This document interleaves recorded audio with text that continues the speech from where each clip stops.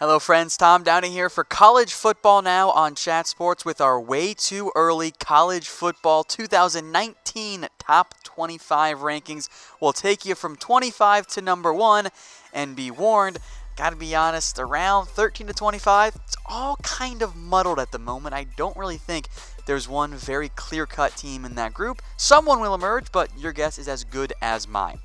So we'll start things off here with number 25, the Missouri Tigers, who really weren't that far away from winning 10 games this year, and you can make the argument they probably should have won 10 games this season. Now, they do lose quarterback Drew Lock, which is a big blow, but Kelly Bryant is coming in, transferring from the Clemson Tigers. He'll be eligible to play for Missouri. That's a big boost for Missouri. Having Kelly Bryant there, some other players, key players returning as well. So the Tigers check in at number 25. Maybe they can be that surprise team in the SEC East, kind of like Kentucky was this year. Number 24, Northwestern. They won the Big Ten West, and maybe they'll find a way to repeat this season. The defense does bring back Patty Fisher, but much like Missouri, it's a transfer coming in from Clemson that's going to be the key factor for the Wildcats. Hunter Johnson comes in. He will replace Clayton Thorson, and it actually might end up being an upgrade. Hunter Johnson was a 5-star recruit. Now he takes over at Northwestern, assuming he stays healthy and everything goes well there. That could be a big boost on the offensive side for Northwestern. At number 23, we'll go out to the West Coast, Stanford. And Stanford is always at least pretty good, right? Like, this was a down year for Stanford, and they still won 9 games. You can almost pencil them in for 8, 9, 10 wins every single season. The big question mark around the Cardinal is going to be at quarterback. Can KJ Costello take the next step forward and get Stanford from being a 9-win, almost 10-win team to being a team that competes and maybe even wins the Pac-12? All right, number 22, our first Big 12 team, Iowa State at 8-5. Now, look, they're going to miss David Montgomery for sure, and I assume Akeem Butler, who has not made his decision yet. But they do bring back quarterback Brock Purdy, and that's the big thing for the Cyclones. He was a great surprise this year for Iowa State. The assumption is he takes a big step forward, and keeping Matt Campbell, I feel like almost assures that Iowa State will find a way to upset somebody during the regular season. All right, number 21, the Auburn Tigers, and as the common theme has been so far, it's all about the quarterback, and for Auburn, they don't know who theirs is going to be. Is it going to be a transfer? Will it be Bo Nix? Will it be Malik Willis? That's the giant question mark for Gus Malzahn. And if that situation doesn't get figured out and Auburn goes 8-5 again next year, Gus might be out of a job and Auburn might be once again looking for a new head coach. All right, folks, if you haven't already, subscribe to us on YouTube, youtube.com/chatsportstv, but just hit that button if you're watching on YouTube right now. We got NFL playoffs, NBA breaking news, highlights, fan-led videos, everything you could possibly want on that channel. So hit that subscribe button right now. All right, again, so Missouri 25, Northwestern, Stanford, Iowa State, Auburn, and then number 20, Wisconsin. Remember when some thought Wisconsin was going to win the college football playoff, or at least make it this year? Didn't end up happening. 8-5 amid terrible quarterback play, but Jonathan Taylor, who put together one of the world's quietest 2,000 yards seasons on the ground, is back for at least one more year.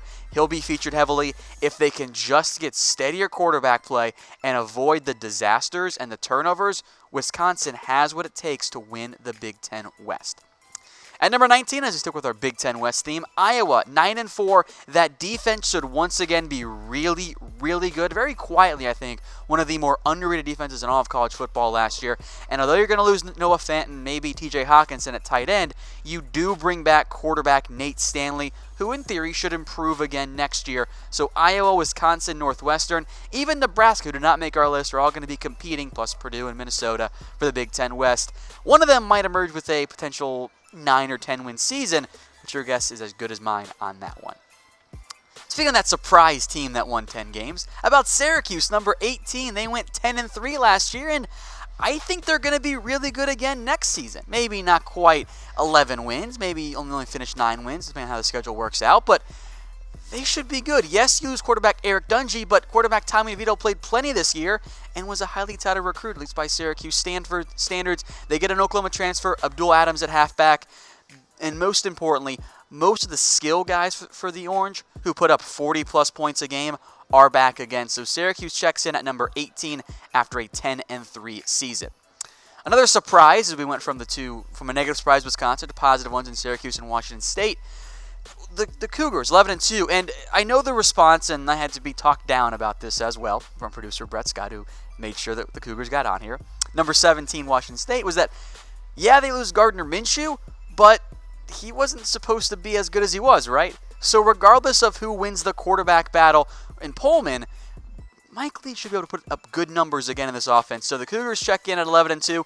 I don't think they win 11 games again next year, but they're deserving of a top 25 spot. They'll also miss, by the way, running back James Williams.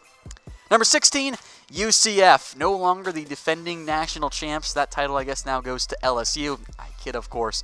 But UCF at number 16, you're probably not going to have Mackenzie Milton. You're going to lose some players on both sides of the ball. You do have Daryl Mack at quarterback. You had multiple defensive guys, Richie Grant, Nate Evans, and Neville Clark, all earned first-team all-conference honors. And oh, by the way, UCF, Stanford visits this year. So at least you have that high-powered Power 5 team coming down to Orlando to play. Could make or break UCF's chances, not that they have good ones anyway, to finally make that run at the college football playoff. Number 15, the Utah Utes, 9-5 this year, but that was because, in large part, quarterback Tyler Huntley went down, missed the last 5 games of the year. Before that, Utah was playing really, really well on offense. They also lost Zach Moss to injury. And that defense, by the way, was one of the best in college football. I think you'll see more of the same this year for Utah, assuming Britton Covey does come back at receiver. That's going to be a big potential loss after he had a knee injury in the Pac-12 title game. Given what we saw last year, Utah is a very dangerous threat, at least for the Pac-12 title. All right, number 14, the Penn State Nittany Lions, and Trace McSorley, he's gone. Miles Sanders, he's gone. Those are big losses. You're also going to lose Sharif Miller on the defensive side of the ball. The good news is you have 2 quarterbacks that were highly touted and have drawn some buzz before. Tommy Stevens, Sean Clifford, the latter was a 4-star recruit. And then Micah Parsons was a highly touted recruit and lived up to the hype for the most part on the defensive side of the ball. So 14 through 25, I think one of those teams will emerge as a top 10 team, but I don't have a great feel for who it is. You can talk me into moving all of them up, all of them down. I think there's a bit of a drop-off there when it comes to the parity in college football. Number 13, it's Oregon, and they might end up being overhyped a little bit this offseason, kind of like what they were last year, right? You do bring back Justin Herbert, but he loses like his only good wide receiver in Dylan Mitchell. You have your halfbacks back, C.J. Verdell, Travis Dye. You hope that Troy Dye stays, but Jalen Jelks is already gone. So Oregon's going to draw a lot of Pac-12 buzz, a lot of trendy college football playoff picks, but the offense has to get better, and Herbert needs to find a way to get his receivers to play better as well, though of course it's not all on him. All right, number 12, Texas A&M. Call it the Jimbo Fisher effect.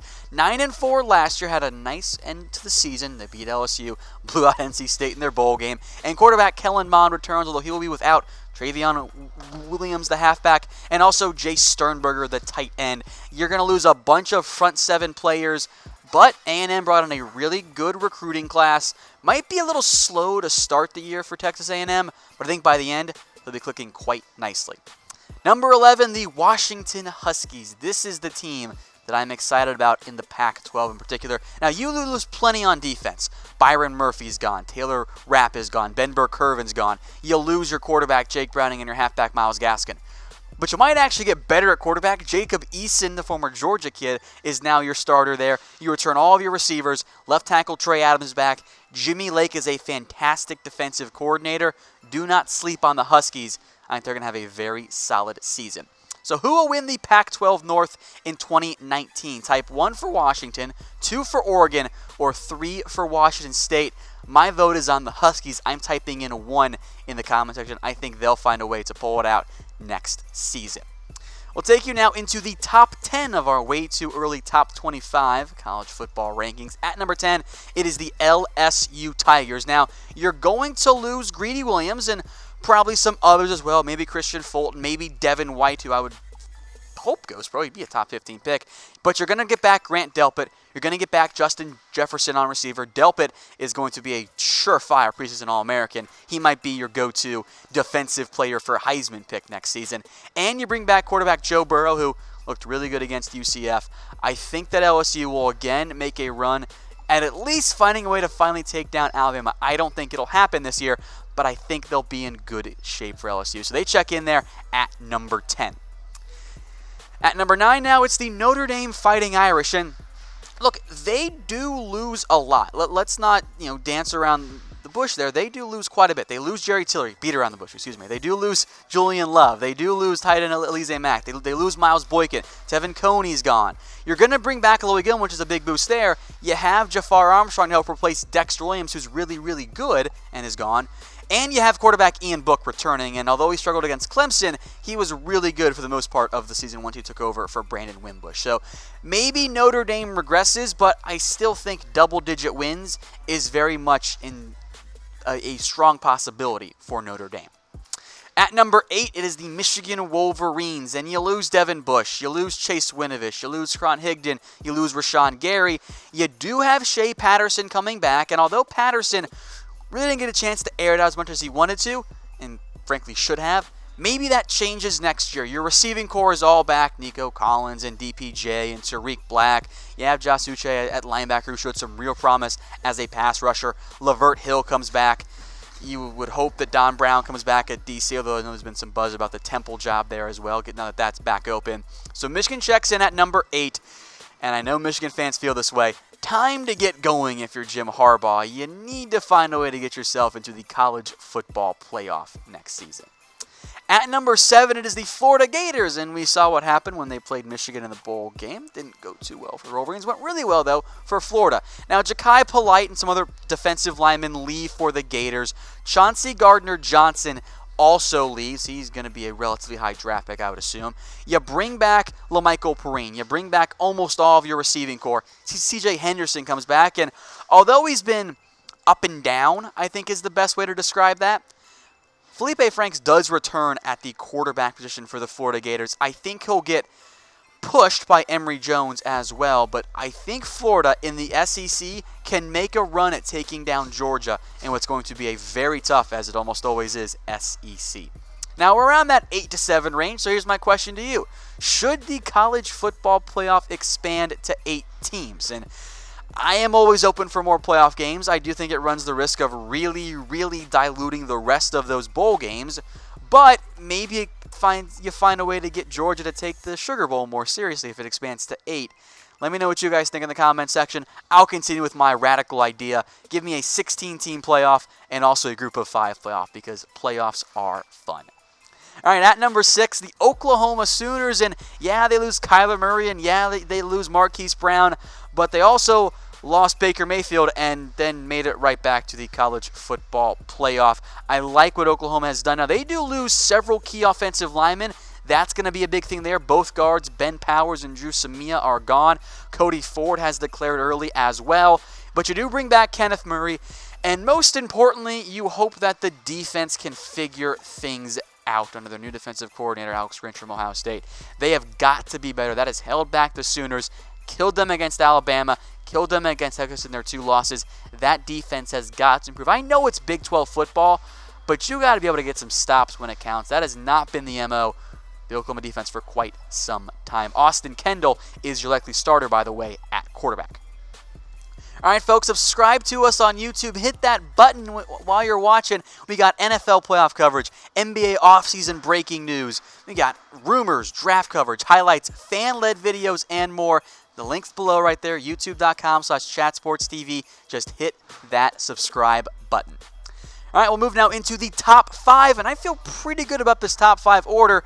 And frankly, I will not be surprised if Texas ends up even being number 3 in the initial AP Top 25 poll, because Texas is back and the hype is back around the Longhorns, as Sam Ehlinger made very clear after that Sugar Bowl win. You bring back Colin Johnson. He did not declare early. That's a big win there for Texas. Keontae Ingram's back at halfback.